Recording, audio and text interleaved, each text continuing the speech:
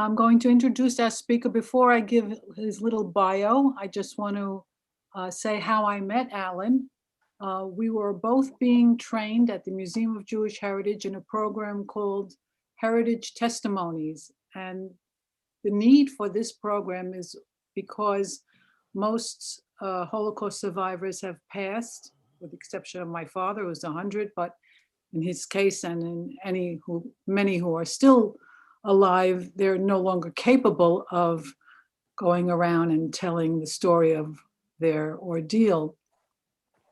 So the museum undertook this program of training the second and third generation of the survivors who had a video mostly from the Shoah testimony program, which Steven Spielberg initiated many years ago, and he did thousands of video testimonies of survivors. So as a group, we worked together on condensing clips from the testimony of our parent, or in some cases grandparent, and how to introduce and so forth. So that's where I met Allan. Unfortunately, the program was just about to, our training was almost on its last leg, and we were going to start, but then the pandemic happened, and hopefully we will return. So now, just give a little bio of Allan. He's a former CNN and CNBC senior correspondent and is the CEO of Chernoff Communications, which produces video, which is a video production company and media strategies. It serves corporate organizations and not-for-profit. He's the recipient of numerous prestigious reporting awards, including DuPont and Peabody recognition, and his work has appeared in many publications, including the New York Times, the Wall Street Journal, Los Angeles Times, Financial Times, Money, Newsweek, and The Forward. Allan, the platform is yours. Okay, thank you very much, Shirley. Appreciate that, and I hope that we'll be able to do our testimony program before too long. And can everybody hear me okay? I want to make sure. Good? A little thumbs up? Excellent, thank you. And also, thank you for including me in your service. It was lovely, beautiful in every way, every regard. So what I'm going to talk about today, it's all based upon my book that I wrote with my mom, The Tailors of Tomaszow. And I'm going to share my screen now and bring up a PowerPoint I've created. And here we go. Okay, everybody should be able to see it. Yes, we're good? Okay, so I'm going to talk about the lost society of Polish Jewry. And this book that I wrote with my mom, it's a history of the survivors of my mom's hometown. So it's from my mom's perspective, but it's also interviews and the perspective of dozens of other survivors from the town. It's really unique because I've read plenty of survivor testimonies and memoirs. In fact, I conducted dozens of those interviews for the Shoah Foundation. But you really don't find books that are a collective memoir, you know, in English. I mean, you have the memorial books, but that's a total different story. And of course that's in Yiddish usually, or Hebrew. So let's start at Auschwitz 75 years ago. This is just a few days after the liberation of Auschwitz. And you'll see my mom right here in the middle. This is my mom, and this is her mom. This is my grandmother. You'll notice that there are a few things that are a little strange here, right? The kids are wearing striped uniforms. The adults are not. And if you notice too, there's a nun over here. So it seems very strange, right? Clearly she wasn't a prisoner. Well, the fact is that, as I said, this was taken after liberation. And my mom never wore a striped uniform like that. The kids here, they never wore those. They were given those uniforms by the Soviet Red Army for the filming of this. And they basically wanted to document that the prisoners had been there at Auschwitz, and they had them walk along by the barbed wire. So that's really the story of this photo. Now, when the liberation occurred, when the Red Army entered Auschwitz, and my mom was in the Birkenau camp of Auschwitz, of course, as you know, that's the larger camp, Auschwitz II. Auschwitz I is a much smaller camp. I'd made a lot of brick buildings. Auschwitz II is the mammoth camp of all of those barracks, wooden barracks.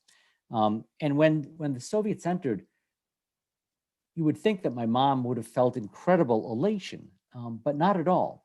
She actually told me that she felt numb. She still felt surrounded by death.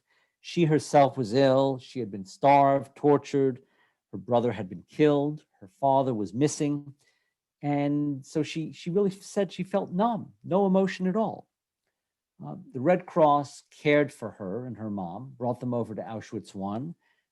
So they stayed there a little over a week. They got some food, a little bit of energy, and then they received this card, and they were able to head back to their hometown. This card gave them the right to guarantee them free passage. So she went on the train with her mom back to their hometown of Tomaszow-Mazowiecki. And you see over here, this is Tomaszow-Mazowiecki, her maiden name, Rena Margulies. And so she's on the train with her mom, and she's also there with her cousin Frida and Frida's mom, Anna. And some Poles look at them on the train, and they see that they're basically wearing rags, and they can tell that they're Jewish. And some of the Poles said, "Look, there are still Jews alive. Too bad Hitler didn't kill all of them." My grandmother and great aunt were then shoved off the train.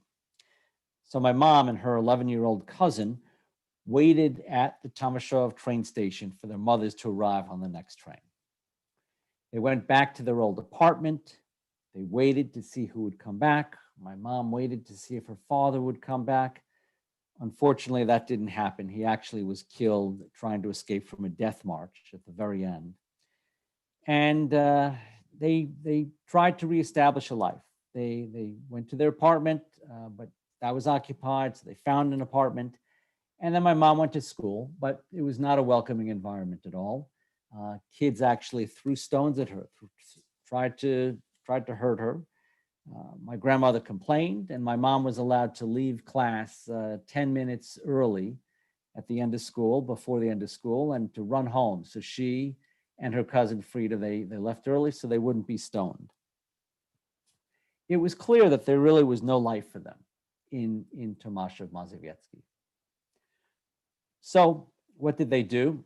They smuggled out of Poland, and they went back, ironically, to the place that was safest for Jews at that time, which was Germany, because of course it was occupied by the Allies. And it was here that a lot of Jews were able to rebuild their lives.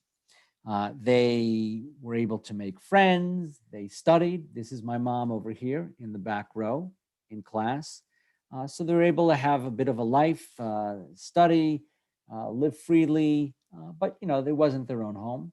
This is my mom on the left, Frida is on the right, and in the middle is a friend that they made who was from Russia. And they actually didn't know Russian. This is when my mom learned to speak Yiddish. It became the common language that they all spoke. And there were all sorts of activities there. Even as you see, kids were celebrating Palestine and anticipating the creation of a new country for the Jews. Now, they knew that there just was no life left for them, and so they basically acknowledged that the society, the Jewish society of Poland, was gone, was extinct. Now, as we know, the study of the Holocaust really focuses on the murder of the 6 million, understandably so. But I also believe it's critical to remember and to study the societies that existed prior to the war, prior to the Holocaust. Over 3 million Jews lived in Poland. It was a thriving community, and ways of life were completely lost. And by studying these societies, we can learn a lot more about the Holocaust and what happened. in particular, it helps us to know why Jews were poorly prepared to resist the Nazis. And also we learn about the survival, how some people were able to survive. So we're going to address those questions in the next few minutes as we explore the details of pre-World War II life in Tomaszow-Mazowiecki. So, of course, first, you may be wondering, where is Tomaszow-Mazowiecki? Well, it's in central Poland, between Warsaw and Lodz, right about here. And there it is. Tomaszow-Mazowiecki, a town that still exists today very much. It's much larger today. It's 70 miles southwest of Warsaw, 30 miles southeast of Lodz. And it was founded at the confluence of three rivers, the Polica, Wolberka, and the Sarna rivers.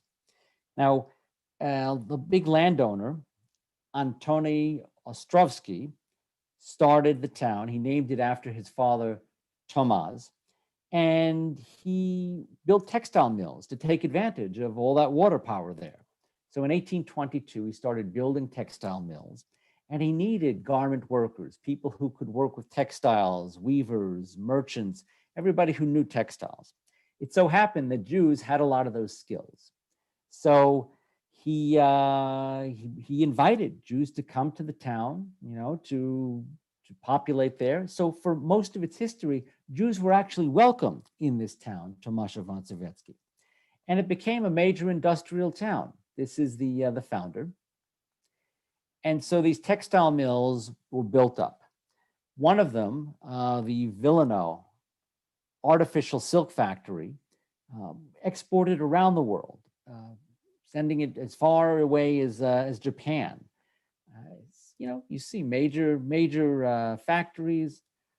This is people working through the artificial silk, making sure that it's just so. There were many factories, though. This is the Landsberg factory, which was actually owned by a Jewish man named Landsberg. Landsberg made wool for the Polish army. The Bornstein factory was another one, and there they made wool for suits and coats. In fact, it was owned by a religious man who held a daily minyan at the factory. So at that time, in the early 1930s, Tomaszow had about 11,000 Jews. That was about 1/3 of the population.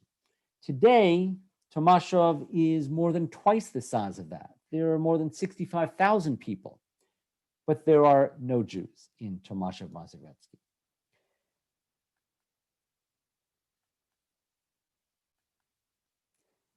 So back then, there were many Jews in the garment industry, partly because a lot of careers were closed.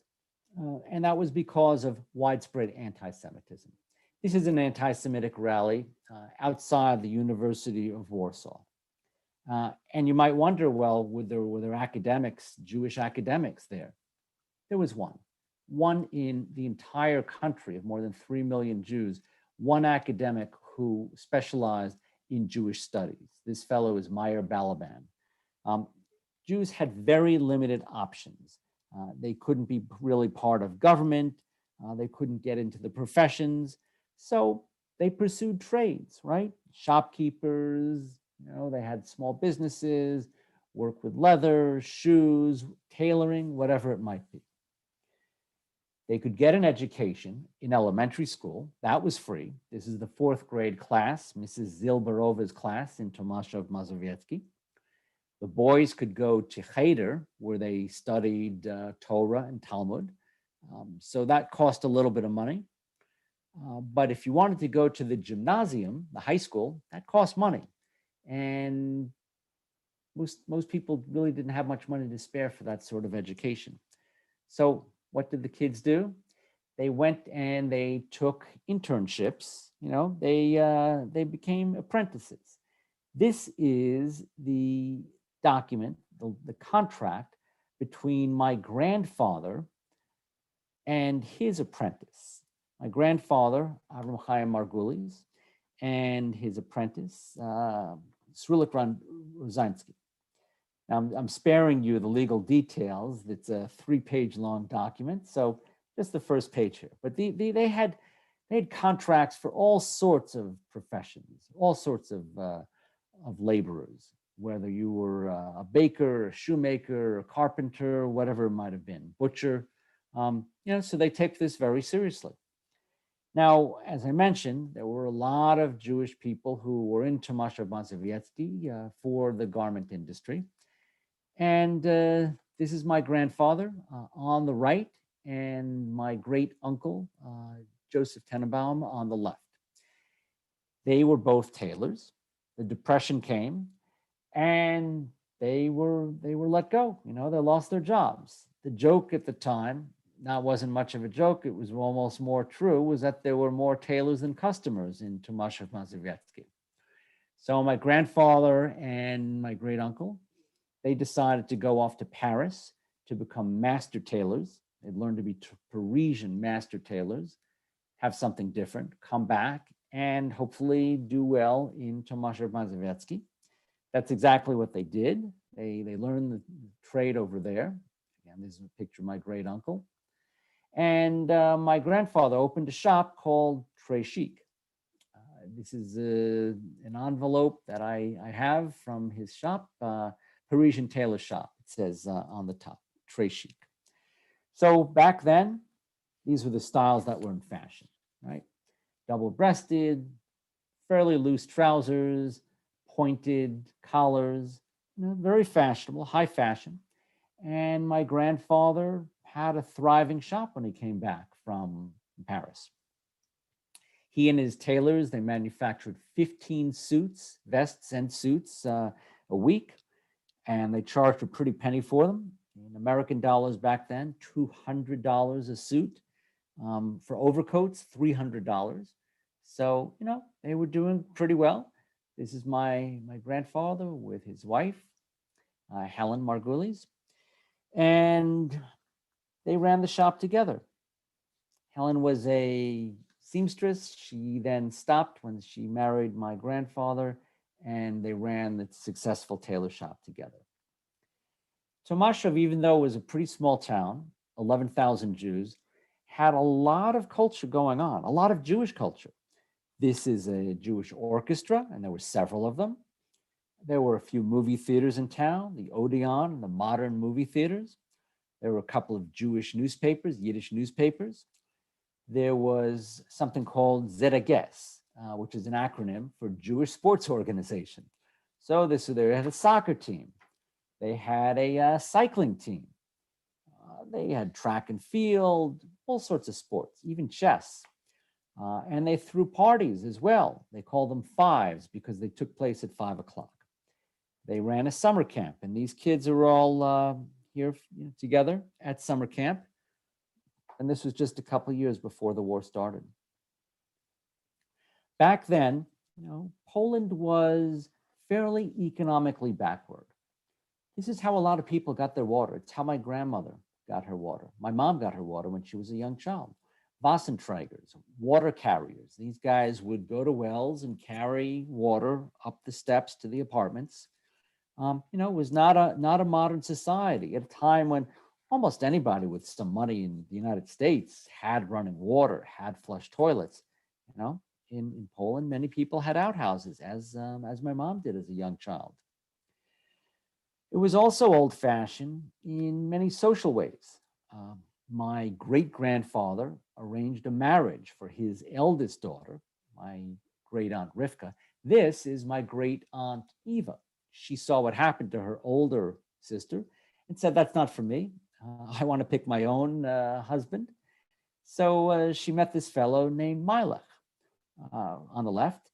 And Milech was known as the Don Juan of Tomaszow. So my great-grandparents were not so in love with the idea of them getting married, but eventually they agreed. And in the book, I describe the wedding that was hosted at my great-grandfather Hirsch and Grandma Raisel's house. It was a festive affair. The house was packed with relatives, neighbors, and friends. My grandparents, and this is now my mother speaking, my grandparents hired 2 fiddlers, Yaakov Shaul, known as Shulik, and Avraham Bass, as well as Joseph Marshalik, a badchen, a wedding singer. They amused and entertained the guests. Marszałek sang rhymes he wrote specifically for the couple. Now, Tomaszow, being a rather small, self-contained community, Marszałek knew the bride and groom, and that allowed him to intertwine his ditties with personal details. When he began to sing, the guests became absolutely silent. Be careful, young bride. Your beloved has been known to like fun and women. Pray hard that your life should be blessed with happiness and sorrow should not cross your threshold, sang the Badchen to Aunt Eva. Joseph Marszałek then addressed Milach, the groom, warning him to seek repentance for his sins and misdeeds because his future life depended upon receiving a pardon. This made the groom cry. And when they saw that, when the relatives saw that, many other people began crying. Then suddenly Marszałek solemnly sang that the groom's tears had caused heaven above to forgive all his sins. The groom's soul had been cleansed, he had been granted a pardon, and would live with his beloved in joy and happiness to a ripe old age. Now, in finding her own husband, Eva, of course, was being quite rebellious, as you might figure a pretty common trait among the teens and the children of Tomaszow. Many teenagers were rebellious. This is the great shul, the great synagogue of Tomaszow.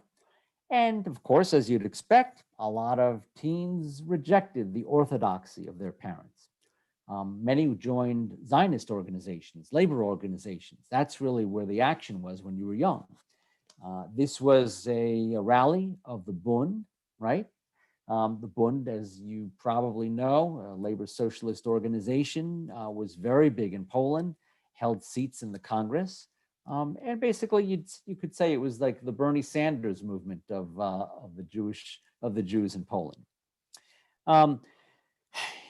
There were also many other organizations that they joined. Just dozens and dozens of different socialist organizations. This is a group that belonged to the Gordonia, named after A.D. Gordon. That's the fellow in the picture there. He was a leader of the Palestinian labor movement. And there was a group called the Shomer Hatzair, socialist group. There was Workers of Zion Confederation, another group, Beitar, founded by Zev Jabotinsky, on and on. There were many of these different organizations. The bottom line is that all these organizations competed with each other. So it was a very divided Jewish society. So you had, let me stay with the other slide. You had a lot of divisions, whether it was religious, whether it was Zionistic, whether it was economic.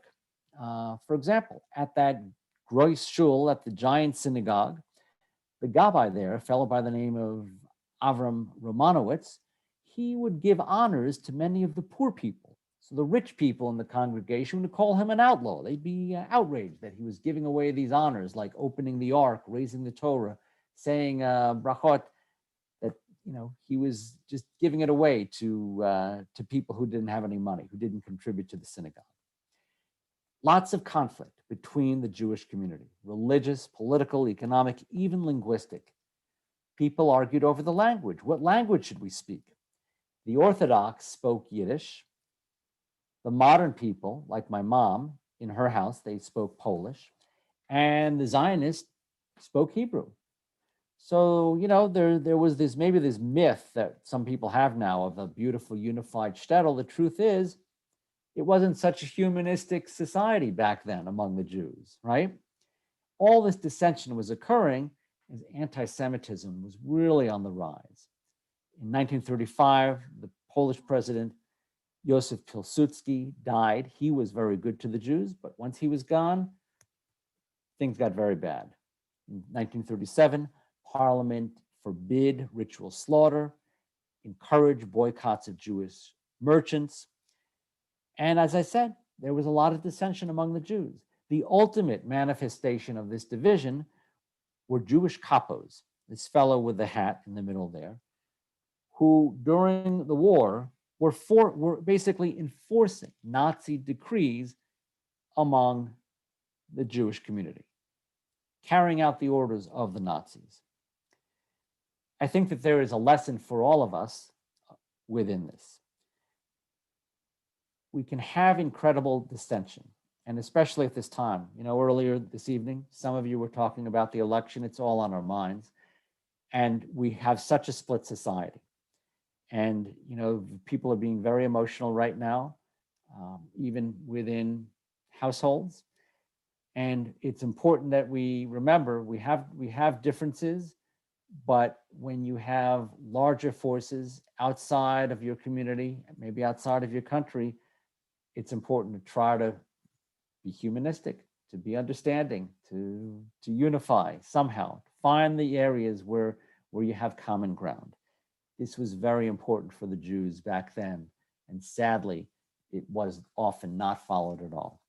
People were busy fighting among themselves when they should have been unifying against a growing outside threat, a growing outside force. War broke out on September 1st of 1939. The Germans attacked Poland, and my grandfather, many other Jews from Tomaszow-Mazowiecki, went to Warsaw to fight against the Germans. But as we know, that was a very brief battle. A few days after the Germans occupied, a German officer came by my mom's apartment, and she was sitting by the window, and he asked, "Are you Jewish?"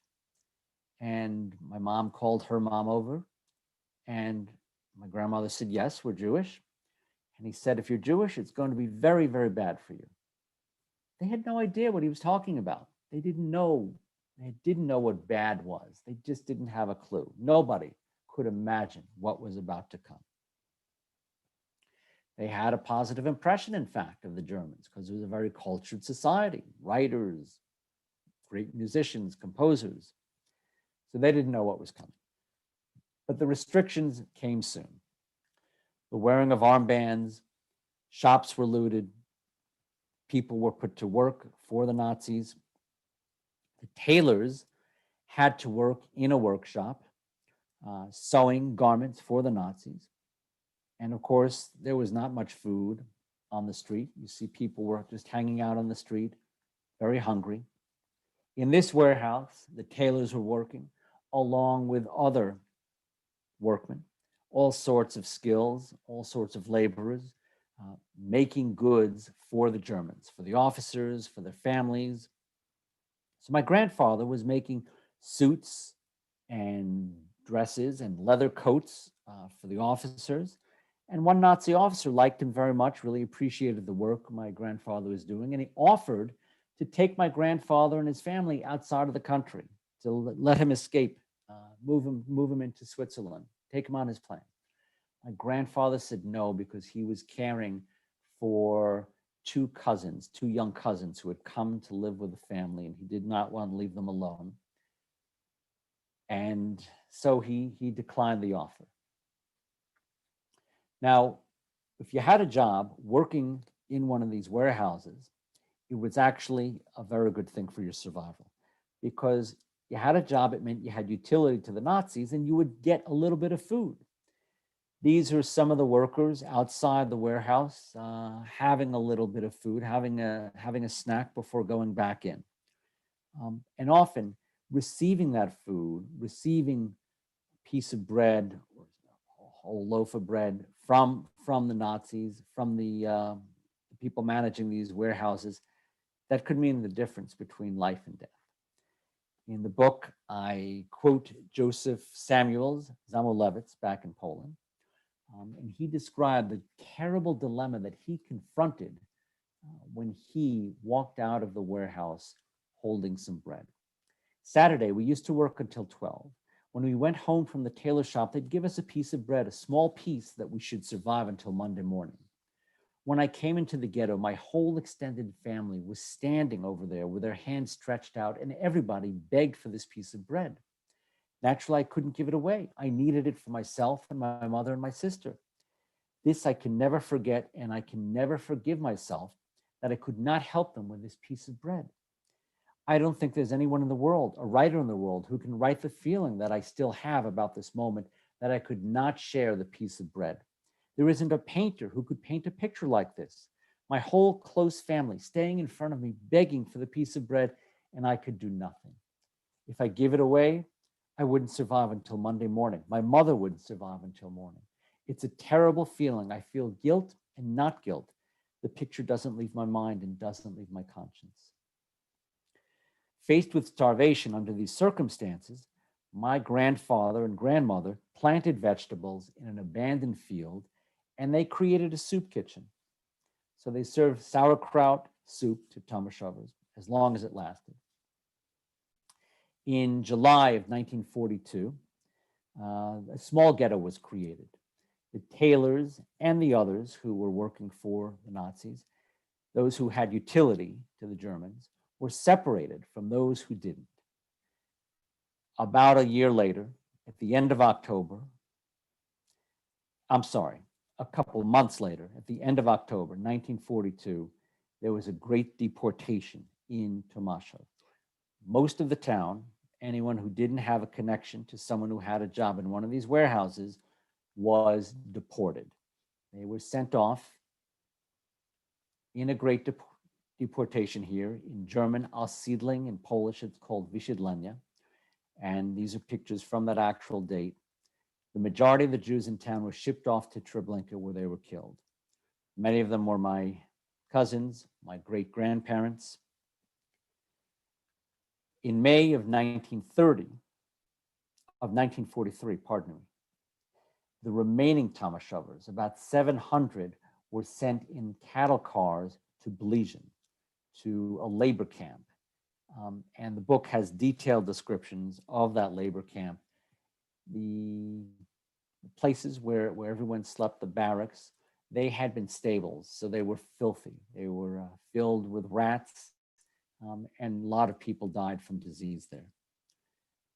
My mother stayed in that camp until July of 1944, when the Germans liquidated Blizin, and they were sent then to Auschwitz-Birkenau. Now, even in death camps, some Tomaszowers were able to find work. Others survived through amazing circumstances, which are detailed in the book.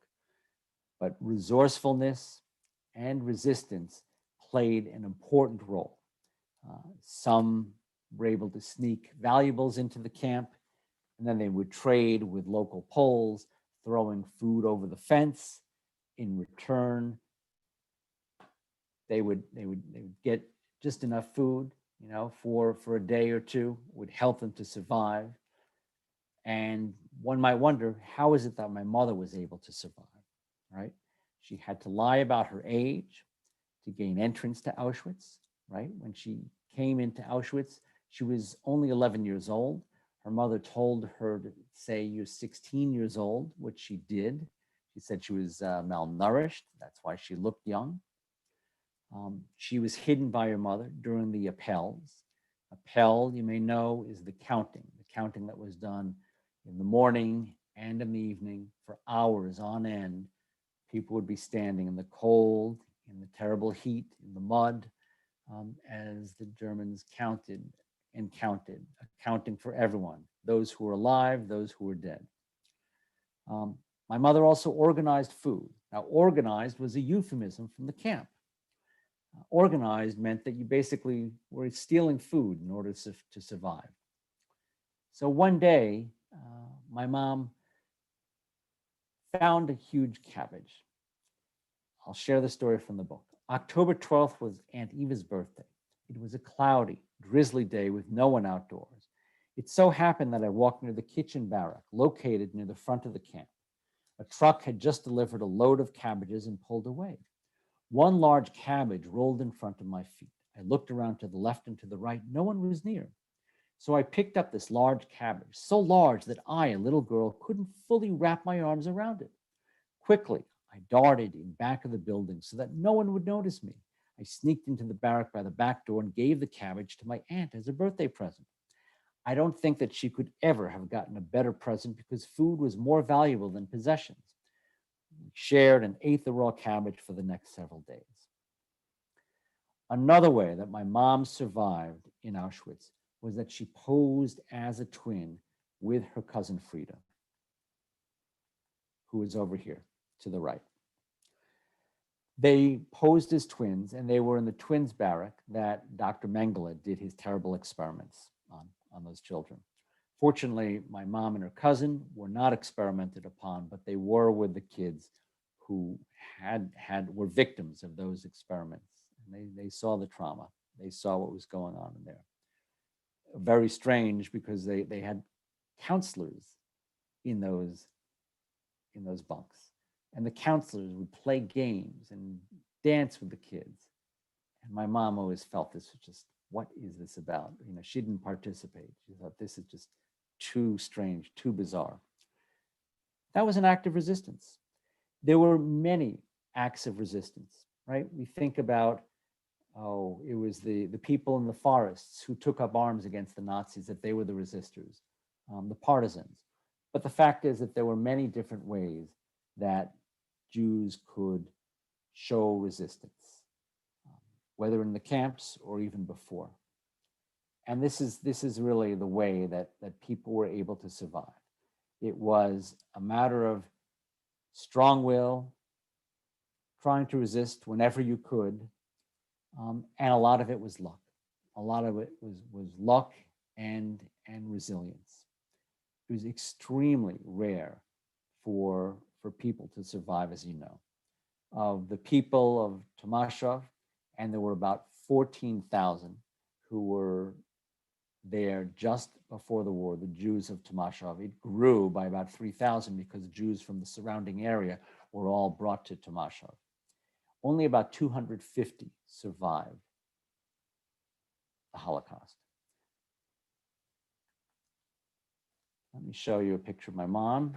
And here's my mom speaking about when we visited. This is actually an interview I did with her in Auschwitz when we visited in the 90s. Well, I can't believe that a human being can survive what I survived. I can't believe that I am still normal after having lived through what I have lived. I mean, I lived through untold torture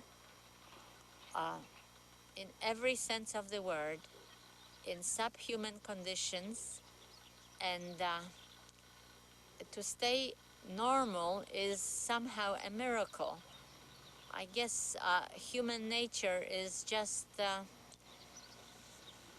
undefeatable, because I just can't imagine how a person can remain normal after going through what we have gone through. And I can't imagine how other people can be so cruel to somebody else. I mean, it's absolutely unbelievable how full of hate and viciousness